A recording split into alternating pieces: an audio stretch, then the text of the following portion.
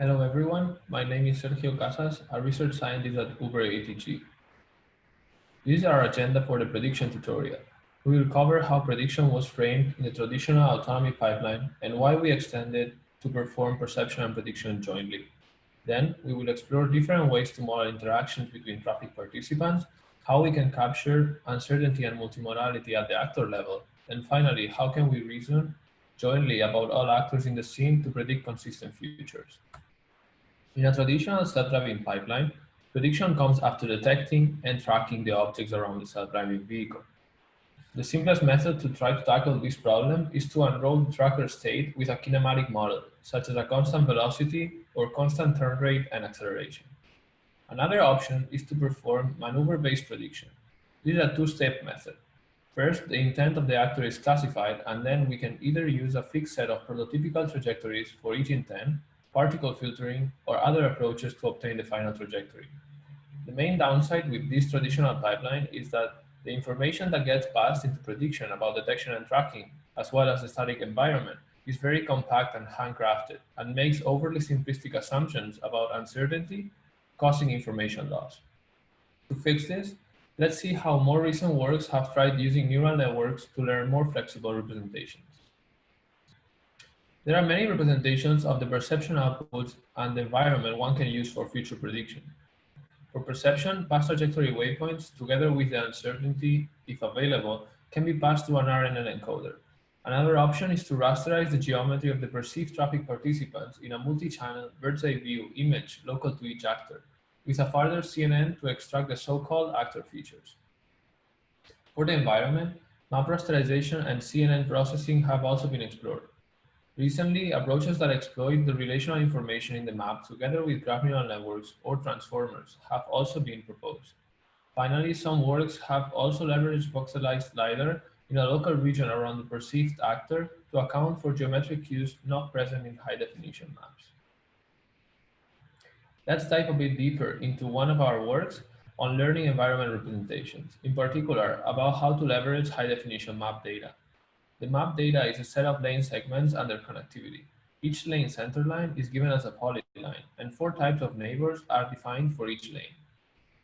To have a fine granularity, we use each straight line segment of the polyline as a node in the lane graph. For these nodes, we derive the connectivity based on their neighbors of the lane segment in the map they belong to. This is the overall architecture of our model. It has three main modules. ActorNet applies one-dimensional convolution to encode past trajectories of actors and outputs actor features. In MapNet, we first build lane graphs from raw map data, as we've seen before, and then use multi-resolution graph neural network to get lane node features. We then fuse the actor and lane features with custom graph representations, graph propagations. Finally, the prediction header regresses multiple future trajectories and their corresponding confidence scores for each actor. We conduct our experiments on the argoverse motion forecasting benchmark and show that our model significantly outperforms other state-of-the-art methods. Our result was submitted 3 months ago to the leaderboard and still has the best multimodal minimum average and final displacement error. Instead of assuming the perception information is correct and that a compact representation can capture all details, can we instead learn a shared representation valid for the two tasks? This would lower the reaction time in the vehicle, produce richer representation thanks to joint optimization, and we would still preserve the interpretability of both tasks. Our work, Fast and Furious, was the first to show that it is possible to unify both tasks. The input is a history of previous LiDAR sweeps. Using the pose of the self-driving vehicle at different time steps, we can project past sweeps to the current coordinate frame. Then we can voxelize the point clouds into a bird's eye view tensor with 4 dimensions: height, width, time, and depth. Now we can run 3D convolutions using depth as features to fuse spatiotemporal information.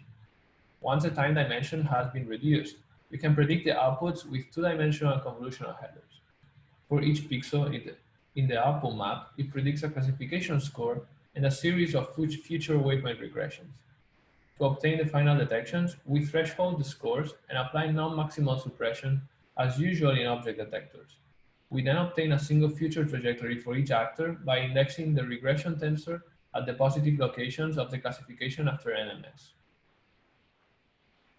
In this video, we show the LiDAR point cloud together with the detection scores, bounding boxes, and the short-term motion forecast for 1 second into the future. The vehicles are color-coded according to a heuristic tracker that matches detections to a previous motion forecast in a post-processing step. Maps are an important prior for both detection and prediction. For instance, it is more likely to find a vehicle on the road than in the sidewalk, and we know it is likely that a vehicle keeps its current lane in the future. Our work in TenNet proposed to raster the map in bird's eye view and extract features with a 2D CNN, which can then be trivially fused with the LiDAR features coming from the other stream by concatenation along the feature dimension. Here, the LiDAR CNN is simplified to a regular two-dimensional CNN by stacking depth and time together in the input, which yields better performance and is more memory efficient. Moreover, in this work we show that we can also accurately predict discrete intentions by adding yet one more header that performs multi-class classification over actions such as turning right, stopping, being parked, or lane changing. This allows the planner to not only reason about occupancy, but also about semantics. The outputs of the network are split into two visualizations. On the top, we can see the same outputs as in Fast and Furious, and in the bottom, we show the high-level action prediction, which provides a more interpretable way to see the driver's intention than just future trajectories, which is useful for motion planning. More precisely, this gives us the probability of a car being parked, stopping, keeping lane, lane changing, or turning. A purple bounding box means our model believes the vehicle is parked. In the spectrum between yellow and red, the redder the higher the probability of stopping. We visualize the likelihood of keeping lane, turning, or lane changing by the length of these arrows. Just as an example, we can see that the network is very confident a lane change is going to take place, forecasting it before the vehicle steps into the lane marker, as we can see in the video. Same with a turn here, being predicted when the car heading has only started to change slightly. In the results we will be showing next, we evaluate our approach in our challenging ATG40 dataset. This dataset contains over 1 million frames from more than 5,000 snippets, collected across multiple cities in North America. It provides point clouds from a 64 beam LiDAR sensor and high-definition maps. It contains challenging urban scenes with many actors, making it interesting for agent-to-agent interaction. Fast and Furious and Intended set a strong baseline for follow-up works. Intended's architecture with map fusion improved detection mean average precision by 6 absolute points, reduced the final displacement error at 3 seconds into the future by 20%, and improved the interaction understanding of the motion forecast, improving their consistency thanks to a bigger receptive field. We measure this by computing the percentage of collisions among the predictions of different actors, with lower being better since there are no collisions in our dataset. Finally, it can predict the vehicle's high-level action with a 71% F1 score, despite the high imbalance between the categories such as skipping lane and changing lane. Fast and Furious and Intended use a joint model to solve detection and prediction simultaneously, but perform object tracking as a post-processing. As a result, the full temporal history containing tracks is not used by detection and prediction. To remedy this, PMPNet brings explicit object tracking into the loop so that all tasks can benefit from rich temporal context. PMPNet works as follows. We first perform 3D object detection from LiDAR and high-definition maps. We then associate detections across time and smooth their trajectories by exploiting fully learnable functions. Finally, we extract long-term trajectory-level features from motion forecasting. To keep track of objects under occlusion, we equip the model with an explicit memory capturing appearance as well as the inferred trajectories. In these snippets, the self-driving vehicle is located at the left center, and we show the perception and prediction results of PMPNet on vehicles and pedestrians within 100 meters. Different colors denote different object identities. We visualize high-confidence detections at each frame for clarity. The models we have presented so far do not do any interaction reasoning, and let me try to illustrate why this is important. In this scenario, we can see two cars reaching an intersection with no evidence of any of them braking. If we have a model that just looks at the local road topology and the past motion of each actor independently, the most likely prediction is just the extrapolation of the previous motion, ending in a collision despite our belief of this event to be highly unlikely. But can we instead explicitly reason about the interactions between them by taking into account the relative locations, speed, and the context of the intersection when predicting? This will be achieved by exchanging information between actors to make more informed inferences, such as predicting that the car on the left would most likely yield. Now let's see how we can model these interactions in practice. Several works propose to use social pooling techniques, that is, under some definition of neighborhood, to take the features from neighboring traffic participants and scatter them into spatial social tensor, potentially running a small CNN on top to further process these features, and finally performing average or max pooling on the spatial dimension to obtain the so-called social feature vector. Previous works have defined the neighborhood based on L2 distance, like social STM, or taking into account our prior knowledge that vehicles in neighboring lanes matter most, as convolutional social pooling, making the lane a distance unit in the tensor. However, as can be seen in the model diagrams, these social tensors are dense, meaning that even if the neighborhood is sparse, they still need to be computed. Thus, a lot of computation is wasted, since these dense social tensors are produced for each actor in the scene. An alternative, attention-based approach has also been proposed in CARNET. It consists of attending to a spatial feature map that captures static environment and dynamic actors features. This feature map can be obtained through a CNN that processes a LiDAR input stream, for instance. Then, CARNET uses a combination of single-source attention to focus on the most relevant aspect for the target actor and multi-source attention to take into account scattered features that might also be relevant. For instance, you could imagine in the simple car following behavior, the most important cue is the speed of the car in front, but the road geometry also matters. So let's benchmark these methods and see how well they do. Before getting into the interaction mechanism though, let me take a step back. These three methods assume perfect perception in their papers, or in other words, that the ground truth path trajectory is given. However, this is not realistic in self-driving, where we must operate with a real, noisy perception system. To keep their method unchanged, we first extract path trajectories using an off-the-shelf tracker that consists of an uncentered Kalman filtering and Hungarian matching on top of object detections for the path frames. Here are the results. Looks like the attention mechanism is more powerful. However, this is not training end-to-end, since the path tracks are just considered fixed inputs to the prediction model. Next, we bring these methods to the joint perception and prediction setting. To do so, we can extract features from LiDAR and maps as we've seen before, and fuse them. Once we have rich features from the whole scene, we can obtain object detections, shown in red. Let's focus on one of the vehicles for now. Since we know the information ahead and to the side is most relevant, we attribute this region of interest to the actor. Then, we can pull the features on that region as the summary of the actor characteristics. We can do this process for all vehicles in parallel. We can now further process the features with a CNN, with global pooling, and obtain a feature vector for each actor, which is then passed to the prediction model. We can then replace the path trajectory encoders in these methods with our feature extraction pipeline and train the model end-to-end. As you can see, this brings a big improvement over the traditional pipeline based on tracking that is not optimized jointly. In particular, we see reductions of an order of magnitude in the collision rate among predicted trajectories from different actors.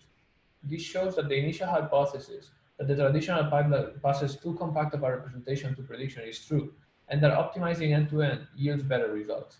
One aspect that is hard to handle from the traditional pipeline is missing data, which we encounter when either a vehicle was not detected in the past or the track was fragmented. We take this interaction modeling one step further and propose a spatially aware graph neural network that aggregates neighboring features through a message passing in an interaction graph where each vehicle is a node.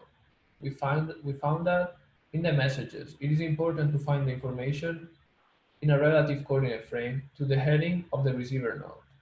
Finally, we characterize the marginal trajectory distribution of an actor by predicting a Gaussian trajectory from its updated features from the graph propagation. Here we have laid the interaction operator by using the exact same backbone network architecture and feature extraction in all models. We can see how our spatially aware graph neural network improved the final displacement error by around 10%, and it has less than half the collision rate of other approaches. Before moving on, let's quickly check where this model stands with respect to previous joint perception and prediction approaches. We can see that the two-stage end-to-end architecture and the explicit interaction reasoning we have just proposed, together with some improvements on the backbone network, bring major improvements across all metrics, particularly in interaction understanding. We compare our method qualitatively against other methods we talked about in a challenging scenario with very fast-moving traffic. The ground truth trajectories are shown in gray, while the Gaussian predictions are shown in a color map ranging from blue at the current time step to pink at 3 seconds. We highlight collision with a red circle, and we can see that our model is the only one that produces a socially consistent prediction with low probability of collision. Fudgy and N reasoned jointly about detection and relational behavior forecasting, taking into account interactions between actors. We designed a spatially aware graph neural network to refine probabilistic estimates of future trajectories, providing uncertainty. This approach is very efficient and in practice only requires one parallel round of message passing. The results look socially consistent, as expected from the explicit interaction reasoning, despite it being just trained with Gaussian negative log likelihood without any explicit collision loss. The main failure mode of this method are intersections, or branching points, where the unimodal Gaussian output can handle the multimodality in expected behavior. So that's our next focus. As we've seen so far, our perception and prediction efforts have focused on how to learn powerful representations from sensor data, and how to optimize both tasks jointly. However, capturing the uncertainty and multimodality of the trajectory distribution of an actor is key to safety and autonomy. If we look at the diagram below, the vehicle is on a road where it can go straight or turn left. Therefore, the underlying ground truth data distribution contains different speed profiles for these two high-level actions, as shown by the black arrows. We illustrate the predictions of three models. On the left, an accurate model closely characterizes the distribution over trajectories. In the middle, the model predictions cover the ground truth distribution, but we also see unrealistic samples. We can say this prediction has high recall but low precision. On the contrary, the last model on the right has very low entropy and only covers one of the modes in the ground truth, exhibiting high precision but low recall. In the next slides, we will see that the trade-off between precision and recall is key to safety in autonomy. In practice, in real-world data, there is an additional challenge because we don't have access to the underlying ground truth distribution, since we only observe a single realization of the future. Let's look into what the methods are out there to capture these complex distributions. The simplest way to capture this multimodal uncertainty is to have a mixture of Gaussian trajectories. Basically, a predefined number of modes, where each mode is a sequence of bivariate Gaussian waypoints over time.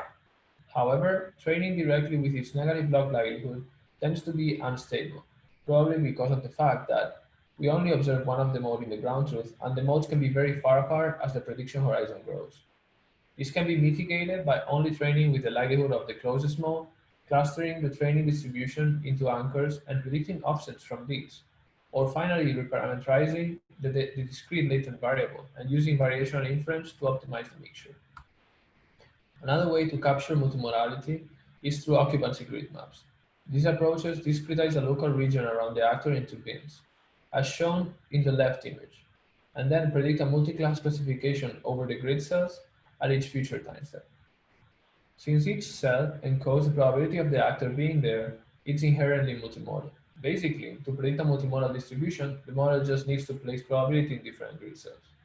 This can be appreciated in the results of our discrete residual flow model on the right, which can reason about the environment very accurately, avoiding parked cars and following crosswalks and sidewalks. As opposed to Gaussian mixtures, the classification loss of these methods makes optimization very stable. However, this is a very memory-consuming representation, since we predict a dense grid for each actor at each time step into the future. Another classification-based approach are trajectory sets. Basically, a finite set of trajectories is defined, and the problem becomes a multi-class classification over those trajectories. This has the great advantage that we can easily incorporate prior knowledge into the trajectory set. for instance, guaranteeing feasible vehicle dynamics.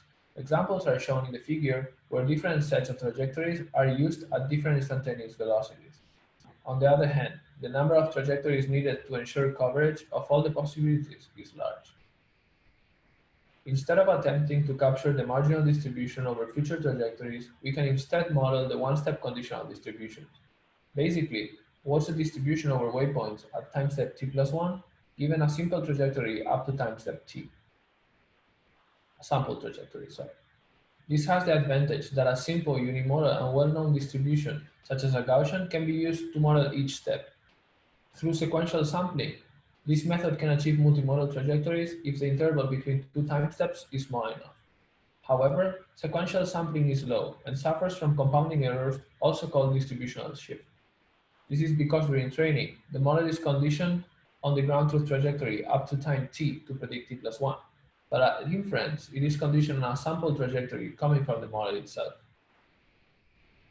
Even though we can train our models with symmetric losses such as L2 and Gaussian negative log likelihood and obtain multimodal uncertainties, these losses do not reflect well the impact on the downstream task of motion planning. This is because the decision-making in a self-driving car is normally very structured, particularly relying on the map topology. Let me illustrate this with an example. The green trajectories represent the ground truth feature behavior for the blue vehicle, and the red and blue trajectories are two predictions that have the exact L2 loss, yet have very different impact in planning. In the left figure, if we predict the red trajectory, it will cause the self-driving vehicle to swerve out of the road to avoid collision. In contrast, predicting the blue trajectory wouldn't have any impact on autonomy despite having the same L2 error. A similar story holds in the right image, where if the red trajectory is predicted, the self-driving car would think there's no obstacle in front and then could accelerate and get too close to the blue vehicle, causing a future hard brake. Based on this insight, we first extend the spatial model I presented before to be able to capture multimodality by predicting a mixture of Gaussian trajectories. Then, instead of just training it with the negative log likelihood of the closest mode, we incorporate our prior knowledge about the reachable lanes and the self-driving vehicle route. More precisely, we can associate each vehicle to a lane and obtain its reachable lanes shown as the green shaded area. Then we can reward predictions that stay within such an area and penalize going outside of it, like the red trajectory in the top left image. There's an exception though, since some actors behave in a non-compliant manner, as in the top right drawing, and we want our model to still capture this behavior. We do not apply the prior loss when the ground truth doesn't follow the reachable lanes. Finally, we can similarly reward high precision and recall of vehicles driving closely to the self-driving route, making the distinction of being inside versus outside of it. Then we frame our prior loss as the negative expected reward. Despite its non-differentiability, we estimate the gradients using reinforce and approximate the expectation with Monte Carlo sampling. To evaluate the map understanding, we can compute the final lane error by checking if the final waypoint at 5 seconds into the future falls inside or outside the reachable lanes. We do this for 50 predicted samples and the ground truth, and check the percentage of time they disagree. We only evaluate on moving objects since static ones are trivial, and break down the results by high-level action. We can see our method show gains over previous approaches. In particular, it is worth looking at SPA-GNN+, which is the SPA-GNN extension to predict a mixture of Gaussians, in other words, the exact same model we are using, with the only difference that it doesn't have the prior loss. Next, we evaluate the precision and recall of our samples. The mean average displacement error, or mean ADE, measures the expected displacement error across samples, being a proxy for precision. In contrast, the minimum ADE represents the recall of the ground truth realization by measuring the distance to the closest sample, as shown in the diagram. We can see our prior loss heavily improves the precision of our sample, although it trades off a bit of recall. As we will see in a couple of slides, this trade-off will pay off. For now, I want you to keep in mind that minimum ADE is the commonly accepted metric for motion forecasting, despite the fact that it only measures a single sample, the best one. Here is a qualitative comparison of the same model without our prior knowledge loss on the top row and incorporating our prior knowledge on the bottom row. The visualization blends 50 trajectory samples for each vehicle. The transparency denotes its likelihood, and the color map the prediction horizon, as can be seen on the bar on the right. We can see that the baseline produces unrealistic samples going out of the map. In contrast, our model produces a realistic lane following behavior for the same two cars. Let's look at another example where a vehicle is going off the road. We can see how our model can capture this behavior as well as the baseline. Let's see what the public benchmarks are measuring. Here we show a screenshot of argoverse and new scenes leaderboards. We can see that most of the metrics are symmetric, based on Euclidean distance as highlighted in red. While they include a drivable area compliance or off-road rate, it seems like the set of metrics is still heavily dominated by Euclidean distance. Moreover, the recall metrics of minimum ADE and miss rate seem to be the most present, with argoverse ranking the submission by miss rate of 6 samples. That is, the percentage of times the ground truth is not found within a 2-meter radius in the 6 most likely samples. Precision is only partially measured via map understanding, but the average ADE is not included. This encourages participants to obtain very high recall in their prediction without paying too much attention to precision, thus favoring higher entropy distributions. Leaving aside the discussion about prediction and recall, precision and recall for a moment, shouldn't we be measuring the impact of the detection and motion forecast in the downstream task of motion planning? In this work, we use a state-of-the-art structured learnable planner to assess what motion forecasts are the most beneficial. This tries to bridge the gap between research in motion forecasting and production stacks, which already measure this. We find that our model with prior loss, despite showing slightly worse recall metrics, enabled much safer motion plans with a 17% drop in collisions from the strongest baseline, and also a closer imitation of the human expert demonstrations. This shows that motion planning performance doesn't necessarily correlate with minimum ADE, and we think other motion forecasting approaches should start including more precision metrics and also measuring the impact on motion planning. Here's an example on why the precision matters for safety.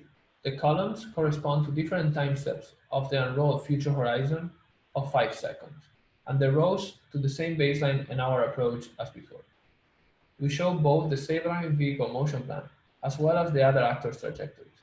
In blue is the self-driving vehicle plan in a black box without filling the expert demonstrations. The prediction samples are shown in yellow and the ground truth trajectories of other actors in light gray, unless they are in collision with the self-driving plan at any point, in which case we highlight them in red, such as the vehicle of interest you can see now. Please focus on this vehicle marked with a circle throughout the sequence. We can see how the predictions for the baseline get more and more fanned out over time, ultimately forcing the self-driving vehicle to swerve into opposite traffic and collide. In contrast, when using our prior laws, both predictions as well as the self-driving vehicle normally follow their lanes. The changes of adding our prior laws are very evident. Distributions become less entropic and follow the map better, while still being able to capture non-compliant and off-road behaviors, as we will see in the next snippet. Here, now we will see another intersection with a similar difference pattern,